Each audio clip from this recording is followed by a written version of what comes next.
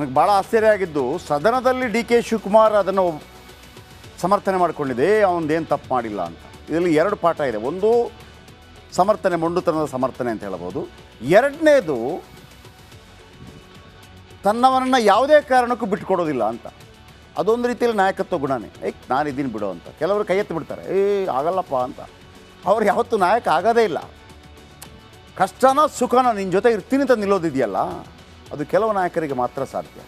ಹಾಗಾಗಿ D K Shivakumar ಒಂದೋ ಮೊಂಡುತನ, ನಾಳೆ ಏನಾದರೂ ಹೆಚ್ಚು ಕಡಿಮೆ ಆದರೆ ಅದು ಪ್ರಶ್ನೆ ಆಗೇ ಆಗುತ್ತೆ. ಎರಡನೇದು ಇಲ್ಲ ನಾನು ಬಂಡೆ ಥರ ನಿಂತ್ಕೋತೀನಿ ಅಂತ ಹೇಳೋದಿದೆಯಲ್ಲ, ಅದು ಸಾಥ್ ಕೊಡುವ ರೀತಿ ಇರಲಿ. ಈ ನಡುವೆ ಸಿದ್ದರಾಮಯ್ಯನವರು ಒಂದು ಚಾಲಾಕಿತನ ಪ್ರದರ್ಶನ ಮಾಡಿದ್ರು ಇವತ್ತು. ಏನು, ವಾಲ್ಮೀಕಿ ನಿಗಮದ ಹಗರಣ ಜಗಜ್ಜಾಹೀರಾಗಿತ್ತು. 187 ಕೋಟಿ 187 ಕೋಟಿ 187 ಕೋಟಿ. ಆಮೇಲೆ ಬಿ ನಾಗೇಂದ್ರ ವಿರುದ್ಧ SIT, CBI ಆ್ಯಂಡ್ ED ಸಾಲು ಸಾಲು ಸಾಕ್ಷಿ ಸಿಕ್ಕಿತ್ತು. ವಿರೋಧ ಪಕ್ಷಗಳಿಗೆ ಇದಕ್ಕಿಂತ ದೊಡ್ಡ ಹೋರಾಡುವ ಅಸ್ತ್ರ ಹೇಗಿತ್ತು ಅಂತಂದರೆ, ಬಹುಶಃ ಯಡಿಯೂರಪ್ಪನವರೇನಾದರೂ ಈಗ ಅಂದರೆ ಸಕ್ರಿಯ ರಾಜಕಾರಣದಲ್ಲಿ ಇದ್ದಿದ್ರೆ, ಇದರ ಸ್ವಲ್ಪ ಏಜು ಇದ್ದಿದ್ರೆ ಇದರ ಆಟನೇ ಬೇರೆ. ಅಥವಾ ದೇವೇಗೌಡರಿಗೆ ಏಜ್ ಇದ್ದು ಈಗಲೂ ಸಕ್ರಿಯ ರಾಜಕಾರಣ, ಅದರ ಆಟನೇ ಬೇರೆ ಆಗಿದೆ. ಆದರೆ BJPದು ಅಷ್ಟೊಂದು ಪ್ರಬಲವಾಗಿ ಏನು ಹೋರಾಟ ಥರ ಕಾಣಲಿಲ್ಲ. ಆದರೆ ಸಿದ್ದರಾಮಯ್ಯವ್ರಿಗೆ ಗೊತ್ತಿತ್ತು ಇದು ಎಳಿತಾರೆ ಇದನ್ನು ಅಂತೇಳಿ. ಸದನದಲ್ಲಿ ಒಪ್ಕೊಂಡೇ ಬಿಟ್ಟರು ಅವರು. ಹೌದು ಆಗಿದೆ, 187 ಕೋಟಿ ಅಲ್ಲ 86.62 ಕೋಟಿ. ಚಾಲಾಕಿತನ ಪ್ರದರ್ಶನ ಮಾಡಿಬಿಟ್ರು ಸಿದ್ದರಾಮಯ್ಯ. ಎಸ್, ಹಗರಣ ನಡೆದಿದೆ ಅಂತ ಸದನದಲ್ಲಿ ಒಪ್ಕೊಂಡ್ಬಿಟ್ರು. ಸದನದಲ್ಲಿ ಒಪ್ಪಿದರೆ ಮುಗೀತು, ಹೌದು ಅಂತ. ಆದರೆ 187 ಕೋಟಿ ಅಲ್ಲ 89 ಕೋಟಿ 62 ಲಕ್ಷ ಅಂತ ಸಿದ್ದರಾಮಯ್ಯ ಹೇಳ್ಕೊಂಬಿಟ್ರು. ಈಗ ನೀವು ತಪ್ಪು ಮಾಡಿದಿರಿ, ನೀವು ತಪ್ಪು ಮಾಡಿದಿರಿ, ನೀವು ತಪ್ಪು ಮಾಡಿದಿರಿ, ನೀವು ತಪ್ಪು ಮಾಡಿದಿರಿ ಅಂತ ಹೇಳ್ತಾ ಇದ್ದಾಗ, ನಾವು ಮಾಡಿಲ್ಲ ತಪ್ಪು ಮಾಡಿಲ್ಲ ಅಂತ ಹೇಳಿದಾಗ ಅಲ್ಲಿ ರೆಚ್ಚೆಡೆದು. ನೀವು ತಪ್ಪು ಮಾಡಿ, ಅವ್ರು ತಪ್ಪು ಮಾಡಿದ್ವಿ, ಮುಗ್ದೋಯ್ತು ಅಲ್ಲಿಗೆ. ಕೇಳ್ಕತ್ತಮ್ಮ ನಾಟಕ ಬಂದಂತಾರಲ್ಲ, ಮುಗಿದೋಯ್ತು. CM ಚಾಲಾಕಿತನದಿಂದ BJP JDSಗೆ ಶಾಕ್ ಆಗಿದೆ. ನಾಳೆಯಿಂದ ಏನು ಮಾಡ್ತಾರೆ ಅವರು? ನಿಮ್ಮ ಹೌದಪ್ಪ ಒಪ್ಕೊಂಡಿದ್ದೀನಿ, ತನಿಖೆ ಆಗ್ತಾ ಇದೆ, ಮುಗೀತಲ್ಲ. ಹೌದು ಹಗರಣ ನಡೆದಿದೆ ಅಂದಮೇಲೆ ಇನ್ನೇನಿದೆ? ಹೌದಪ್ಪ ನಾಳೆ ಹಗರಣ ಆಗಿದೆ, ಹೌದು ಆಗಿದೆ, ನಾನೇ ಹೇಳ್ತಾ ಇದ್ದೀನಲ್ಲ, ಆಗಲಿ ತನಿಖೆ ಆಗಲಿ, ಈಗೇನು ಹಗರಣ ಆದ ನಂತರ ಹಿಂಗೆ ಬಂದ್ಬಿಡ್ತು. ಈಗೇನು ಮಾಡಬೇಕಿತ್ತಪ್ಪ ನಾವು? ರಾಜೀನಾಮೆ ಕೊಡಬೇಕು. ಕೊಟ್ಟಿದ್ದಾನಲ್ಲ ರಾಜೀನಾಮೆ, ಯಾರು? ನಾಗೇಂದ್ರ.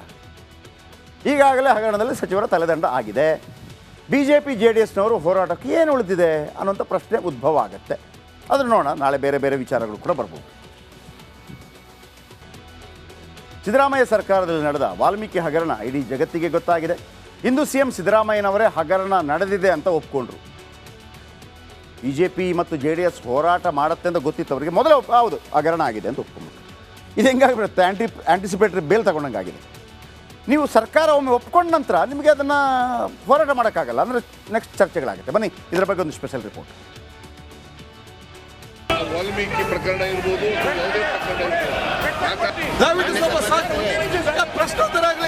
ಅವನು ಏನು ತಪ್ಪು ಮಾಡಿಲ್ಲ, ಎನ್ಕ್ವೈರಿ ಈಚೆ ಬರಲಿ. ಅಧಿವೇಶನದಲ್ಲಿ ವಾಲ್ಮೀಕಿ ನಿಗಮ ಹಗರಣ 187 ಅಲ್ಲ 89.62 ಕೋಟಿ ಹಣ ಲೂಟಿ. ಇಂದಿನಿಂದ ಮುಂಗಾರು ಅಧಿವೇಶನ ಆರಂಭವಾಗಿದ್ದು ಮೊದಲ ದಿನವೇ ಸದನದಲ್ಲಿ ವಾಲ್ಮೀಕಿ ನಿಗಮ ಹಗರಣದ ಗದ್ದಲ ಕೋಲಾಹಲ ಶುರುವಾಯಿತು. ಪ್ರಶ್ನೋತ್ತರ ವೇಳೆಯೇ ಬ್ರಹ್ಮಾಂಡ ಭ್ರಷ್ಟಾಚಾರದ ಬಗ್ಗೆ ಪ್ರಸ್ತಾಪಿಸಿ BJP ಸದಸ್ಯರು ಚರ್ಚೆಗೆ ಅವಕಾಶ ನೀಡುವಂತೆ ಕೇಳಿದ್ರು. ಆದರೆ ಪ್ರಶ್ನೋತ್ತರ ಅವಧಿ ನಂತರ ಚರ್ಚೆ ಮಾಡೋಣ ಅಂತ CM ಮನವಿ ಮಾಡಿದ್ರು. ನನ್ನ ಕೆಲಸ ಅವಕಾಶ ಕೊಡ್ತೇವೆ.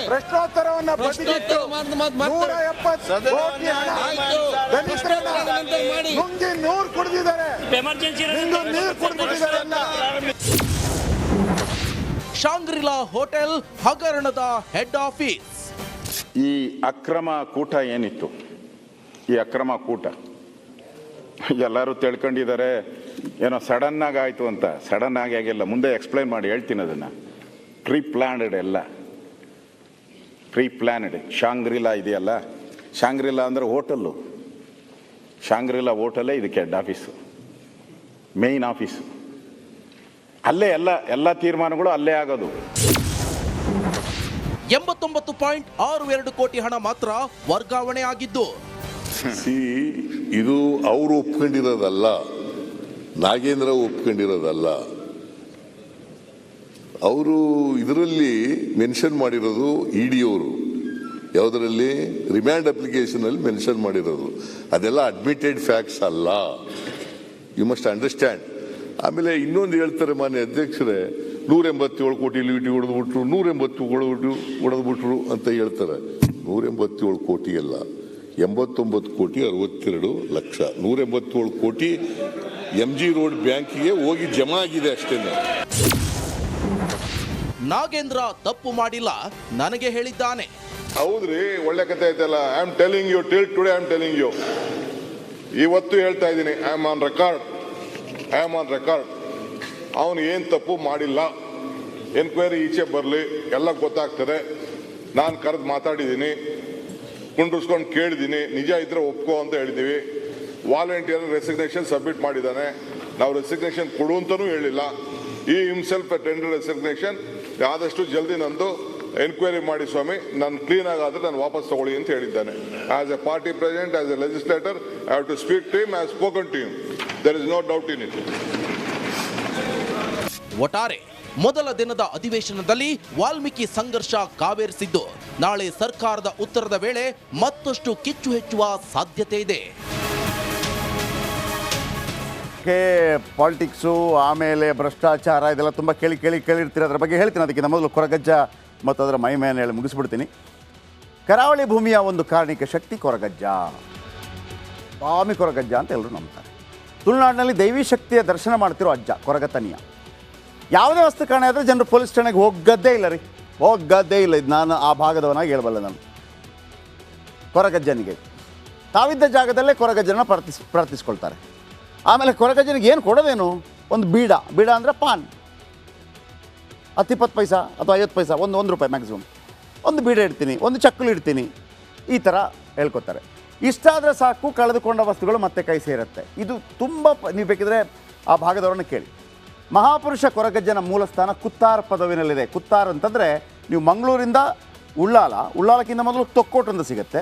ತೊಕ್ಕೋಟಿಂದ ಈ ಬೇರೇನು ಬೇಡ, ನಿಮಗೆ ಮ್ಯಾಂಗ್ಳೂರು ಯೂನಿವರ್ಸಿಟಿ ರೋಡ್ ಇದೆಯಲ್ಲ, ಮಂಗಳ ಗಂಗೋತ್ರಿ, ತೊಕ್ಕೋಟ್ನಿಂದ ಲೆಫ್ಟ್ಗೆ ಹೋದರೆ ಸಾಕು, ಅಲ್ಲಿ ಕುತ್ತಾರ ಪದವು ಅಂತ ಸಿಗುತ್ತೆ. ಅಲ್ಲಿ ಯಾರು ಕೇಳಿದ್ರು ಕೂಡ ಹೇಳ್ತಾರೆ. ಒಂದು ಕಾಲದಲ್ಲಿ ಮಾನವನ ರೂಪದಲ್ಲಿದ್ದರಂತೆ